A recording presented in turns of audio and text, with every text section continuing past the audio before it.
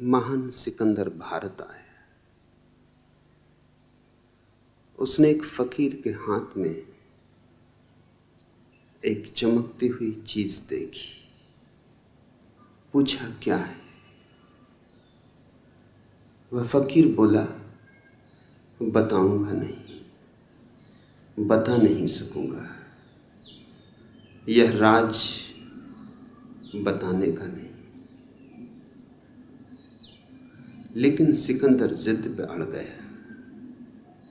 उसने कहा, हार मैंने माननी जीवन में कभी सीखी नहीं, जानकर रहूंगा।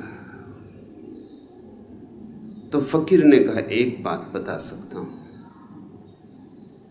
कि तुम्हारी सारी धन दौलत इस छोटी सी चीज के सामने कम वजन की है। सिकंदर ने तत्क्षण एक बहुत विशाल तराजू बुलाया और लूट का जो भी उसके पास सामान था, हीरे जवाहरात थे, सोना चांदी था, सब उस तराजू के एक पलवे पे चढ़ा दिया। और उस फकीर ने उस चमकदार छोटी सी चीज को दूसरे पलवे पे रख दिया। उसके रखते ही फकीर का पलवा नीचे बैठ गया और सिकंदर का पलवा ऊपर उठ गया, ऐसे कि जैसे खाली हो। सिकंदर किम कर्तव्य विमूढ़ हो गया। झुका फकीर के चरणों में और कहा, कुछ भी हो, नतमस्तक हूं, लेकिन राज मुझे कहो। फकीर ने कहा, राज कहना बहुत मुश्किल है, कहा नहीं जा सकता, इसलिए नहीं कह रहा हूं। लेकिन तुम झुके हो, इसलिए एक बात और बता देता हूं। एक चुटकी धूल उठाई रास्ते से और उस चमकदार चीज पर डाल दी, और न मालूम क्या हुआ कि फकीर का पलवा एकदम हल्का हो गया और ऊपर की तरफ उठने लगा, और सिकंदर का पलवा भारी हो आया और नीचे बैठ गया। स्वभावतः सिकंदर तो और भी चकित हुआ। उसने कहा, यह मामला क्या है? तुम पहेलियों को और पहेलियां बना रहे हो और उलझा रहे हो। सीधी सादी बात है, कहना हो कह दो, न कहना हो न कहो। उस फकीर ने कहा, अब कह सकता हूं। अब तुम जिज्ञासा से पूछ रहे हो, अब जोर जबरदस्ती नहीं। यह कोई खास चीज नहीं, मनुष्य की आंख है। धूल पड़ जाए 2 कौड़ी की, धूल हट जाए तो इससे बहुमूल्य और कुछ भी नहीं। सारी पृथ्वी का राज्य भी नहीं, सारी धन दौलत फीकी है। संबोधि का अर्थ होता है नरेंद्र, तुम्हारे भीतर की आंख। और कुछ ज्यादा कठिनाई की बात नहीं, थोड़ी सी धूल पड़ी है, सपनों की धूल। धूल भी सच नहीं, विचारों की धूल, कल्पनाओं की धूल, कामनाओं की धूल।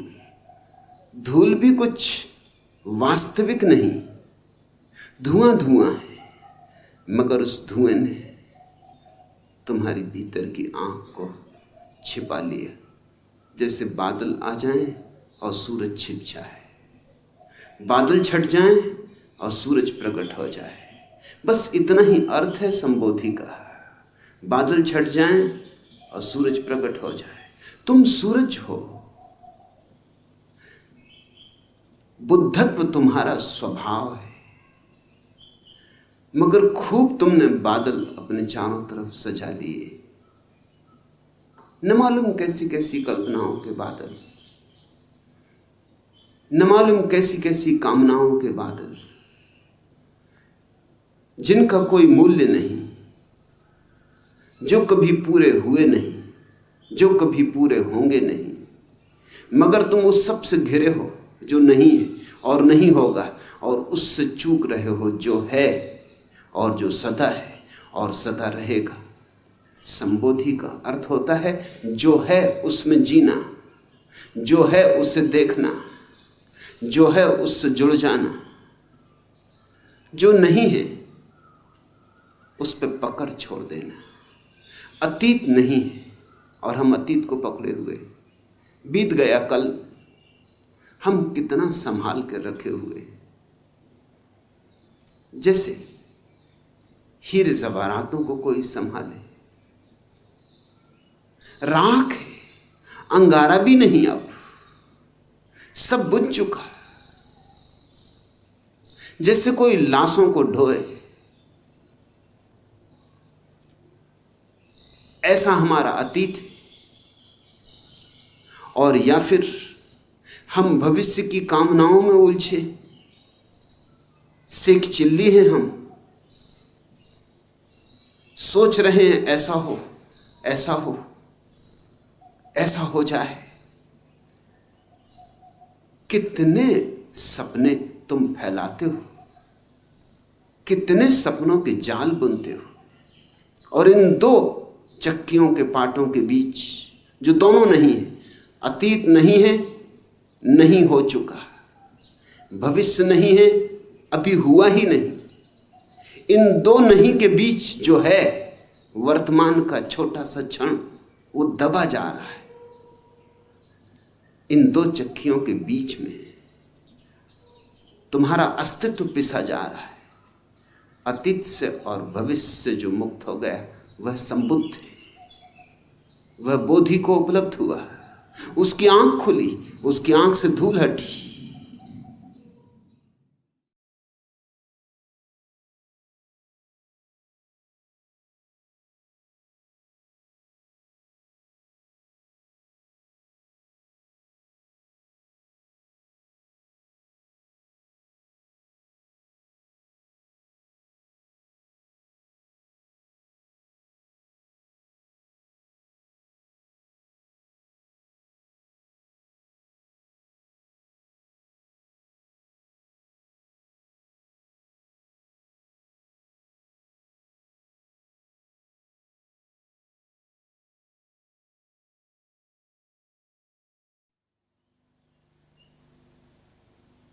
महान सिकंदर भारत आया। उसने एक फकीर के हाथ में एक चमकती हुई चीज देखी, पूछा क्या है। वह फकीर बोला, बताऊंगा नहीं, बता नहीं सकूंगा, यह राज बताने का नहीं। लेकिन सिकंदर जिद पे अड़ गया। उसने कहा, हार मैंने माननी जीवन में कभी सीखी नहीं, जानकर रहूंगा। तो फकीर ने कहा, एक बात बता सकता हूं कि तुम्हारी सारी धन दौलत इस छोटी सी चीज के सामने कम वजन की है। सिकंदर ने तत्क्षण एक बहुत विशाल तराजू बुलाया और लूट का जो भी उसके पास सामान था, हीरे जवाहरात थे, सोना चांदी था, सब उस तराजू के एक पलवे पे चढ़ा दिया। और उस फकीर ने उस चमकदार छोटी सी चीज को दूसरे पलवे पर रख दिया। उसके रखते ही फकीर का पलवा नीचे बैठ गया और सिकंदर का पलवा ऊपर उठ गया, ऐसे कि जैसे खाली हो। सिकंदर किम कर्तव्य विमूढ़ हो गया। झुका फकीर के चरणों में और कहा, कुछ भी हो, नतमस्तक हूं, लेकिन राज मुझे कहो। फकीर ने कहा, राज कहना बहुत मुश्किल है, कहा नहीं जा सकता, इसलिए नहीं कह रहा हूं, लेकिन तुम झुके हो, इसलिए एक बात और बता देता हूं। एक चुटकी धूल उठाई रास्ते से और उस चमकदार चीज पर डाल दी, और न मालूम क्या हुआ कि फकीर का पलवा एकदम हल्का हो गया और ऊपर की तरफ उठने लगा, और सिकंदर का पलवा भारी हो आया और नीचे बैठ गया। स्वभाव था सिकंदर तो और भी चकित हुआ। उसने कहा, ये मामला क्या है? तुम पहेलियों को और पहेलियां बना रहे हो और उलझा रहे हो। सीधी सादी बात है, कहना हो कह दो, न कहना हो न कहो। उस फकीर ने कहा, अब कह सकता हूं। अब तुम जिज्ञासा से पूछ रहे हो, अब जोर जबरदस्ती नहीं। यह कोई खास चीज नहीं, मनुष्य की आंख है। धूल पड़ जाए 2 कौड़ी की, धूल हट जाए तो इससे बहुमूल्य और कुछ भी नहीं। सारी पृथ्वी का राज्य भी नहीं, सारी धन दौलत फीकी है। संबोधि का अर्थ होता है नरेंद्र, तुम्हारे भीतर की आंख। और कुछ ज्यादा कठिनाई की बात नहीं, थोड़ी सी धूल पड़ी है, सपनों की धूल। धूल भी सच नहीं, विचारों की धूल, कल्पनाओं की धूल, कामनाओं की धूल। धूल भी कुछ वास्तविक नहीं, धुआं धुआं है। मगर उस धुएं ने तुम्हारी भीतर की आंख को छिपा लिया, जैसे बादल आ जाएं और सूरज छिप जाए, बादल छट जाएं और सूरज प्रकट हो जाए। बस इतना ही अर्थ है संबोधि का। बादल छट जाएं और सूरज प्रकट हो जाए। तुम सूरज हो, बुद्धत्व तुम्हारा स्वभाव है। मगर खूब तुमने बादल अपने चारों तरफ सजा लिए, न मालूम कैसी कैसी कल्पनाओं के बादल, न मालूम कैसी कैसी कामनाओं के बादल, जिनका कोई मूल्य नहीं, जो कभी पूरे हुए नहीं, जो कभी पूरे होंगे नहीं। मगर तुम उस सब से घिरे हो जो नहीं है और नहीं होगा, और उससे चूक रहे हो जो है और जो सदा है और सदा रहेगा। संबोधि का अर्थ होता है जो है उसमें जीना, जो है उसे देखना, जो है उससे जुड़ जाना। जो नहीं है उस पर पकड़ छोड़ देना। अतीत नहीं है और हम अतीत को पकड़े हुए। बीत गया कल, हम कितना संभाल कर रखे हुए, जैसे हीरे जवाहरातों को कोई संभाले। राख है, अंगारा भी नहीं, अब सब बुझ चुका है। जैसे कोई लाशों को ढोए, ऐसा हमारा अतीत है।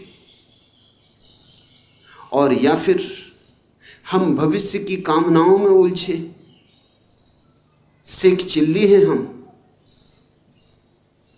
सोच रहे हैं ऐसा हो, ऐसा हो, ऐसा हो जाए।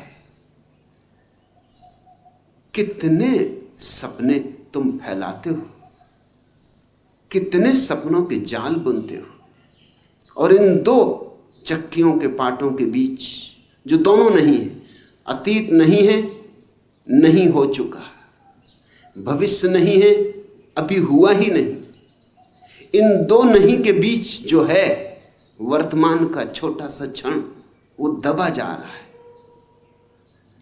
इन 2 चक्कियों के बीच में तुम्हारा अस्तित्व पिसा जा रहा है।